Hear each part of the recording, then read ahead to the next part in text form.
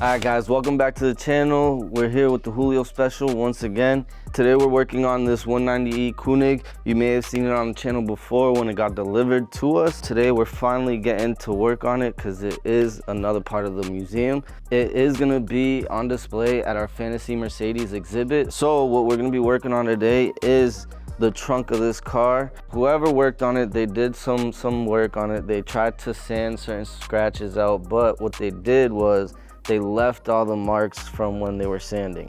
So that's what we're going to be getting to. We're going to be removing all those marks that they left and getting the paint looking like glass. So with this one, we're going to be going more in depth. Step one is going to be sectioning off the area to test. Step two, going with the 3000 grit to see how that kind of uniforms the paint from the previous sand marks that they have here. Step three, I'm going to go ahead with the wool pad. And then from there, step four is going to be the foam pad. Step five is going to be applying the sealant when I get to that point. So that's going to be the final product. And from there, you guys are going to get the final result that's going to be on display at the museum.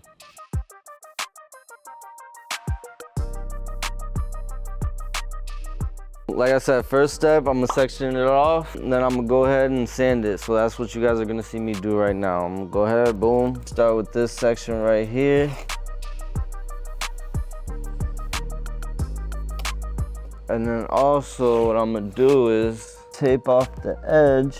I don't wanna sand too close to the edge. So whatever I gotta do around the edge, I'll hit it with the wool pad or something less aggressive. Cause like I said, you don't ever wanna burn through the edge of the paint. Cause that's usually the thinnest part where they spray. They don't go like this, they usually just kind of flare it like that. I find the edges are always really light with the paint, so we try to be careful around edges. I'm just gonna do this section right here, boom.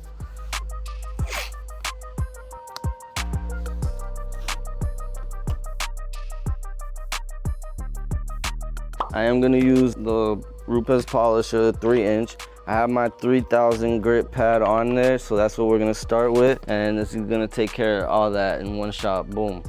And then we'll go from there. So I like to just spray my pad, boom, and then as I go, it's gonna mist on the paint. Everything's prepped. I'm gonna go ahead and just get to it.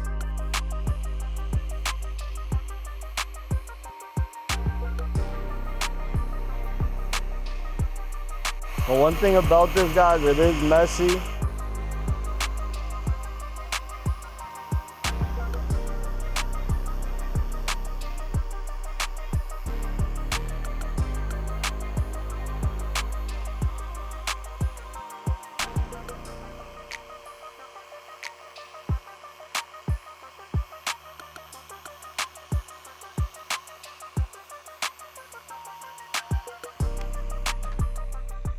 So because we are using sand, you don't want to go as long. You want to check it more often than so, just to see where we're at.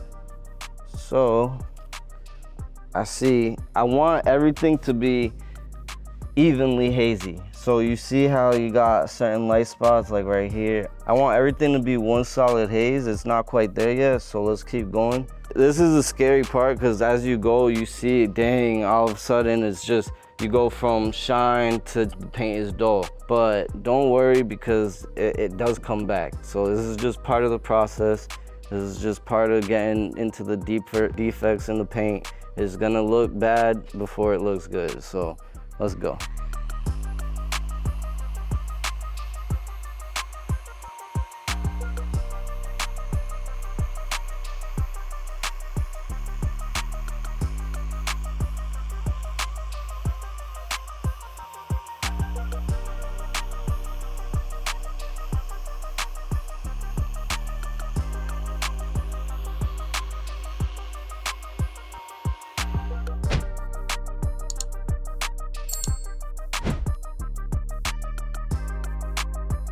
It's all about the details, so you take your time, you go little by little. You can't rush this process or else you're gonna burn through and it's gonna be an even worse situation than what it was to begin with. Always take your time as you do these steps, as you do this process. It can get ugly quick if you're not careful. As you know, it is a sensitive process. You are dealing with paint, you are dealing with clear coat, and you don't want to burn through at the end of the day. You want this to look good.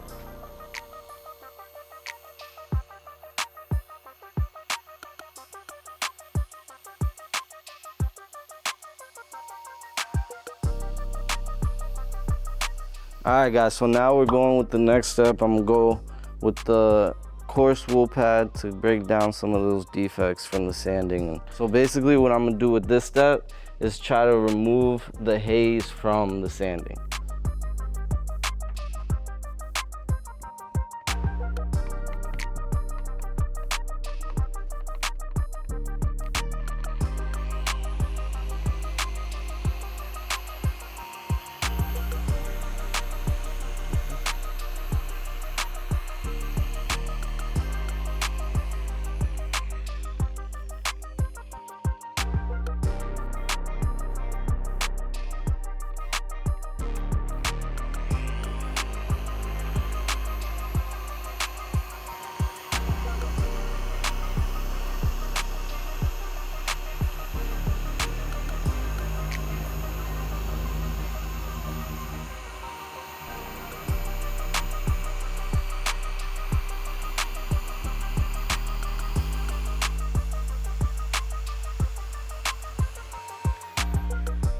Okay, so now you guys, I hit it with the wool pad.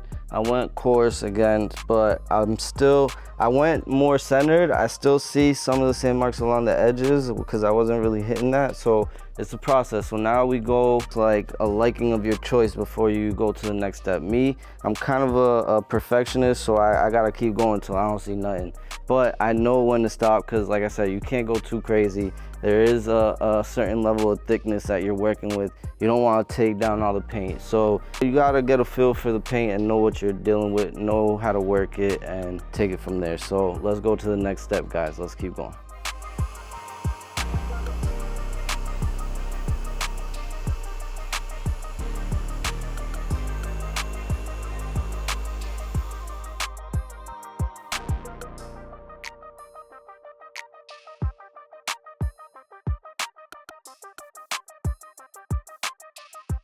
So I'm just removing the tape to see kind of how it was before and what it's at now. Like I said, I still got to go more on this side, but I get an idea of what it's going to take to break down the rest of the trunk. So that's why I do a test spot, just to get a feel of what I got to do, what it's going to take, seeing how the clear coat reacts to the process of sanding it down and repolishing it to bring the gloss and shine back from sanding it. It's all part of the process. I get a feel for the whole process and what it's gonna take, and now I'm ready to tackle the whole trunk. The next step would be going with the foam pad with a light to medium correction polish, but I'm not gonna do that on this test spot. Now I'm just gonna keep going with the first two steps that I did throughout the whole trunk, and then I'll go ahead and do the final steps all together. After observing the first panel I did, my test panel, I am gonna go ahead and start with the 2000 grit and then go 3000 because I know it will leave a better result at the end of the day. It will be a faster result than going just 3000 correcting from there. So this is kind of why you take these steps and take your time with it, because you don't want to go aggressive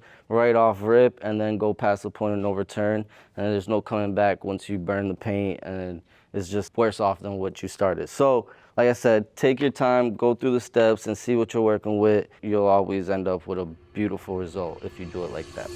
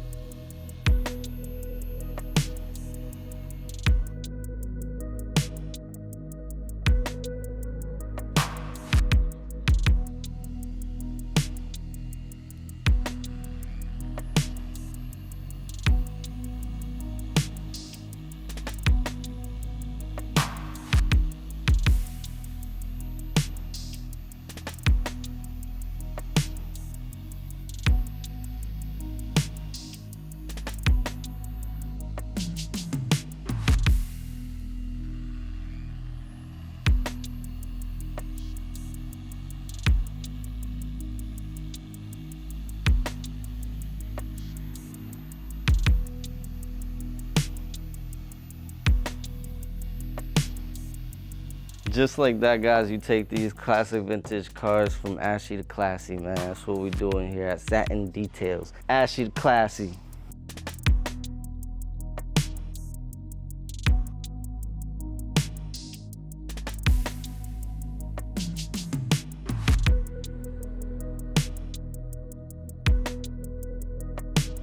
We just finished this Koenig 190E, just brought it back to life. We went through all the steps, guys. We sanded it down, we corrected it, polished it, and made it look beautiful once again. So I can't wait for everybody to come, show love, see the work I put into this car to look beautiful for everybody. Guys, follow me on Instagram, Satin Auto Details, for more day-to-day content on how to take care of your classic Benzes or whatever, any car detailing needs, just follow me. I got y'all. Patina family, it's a Julio special. Stay tuned for more episodes.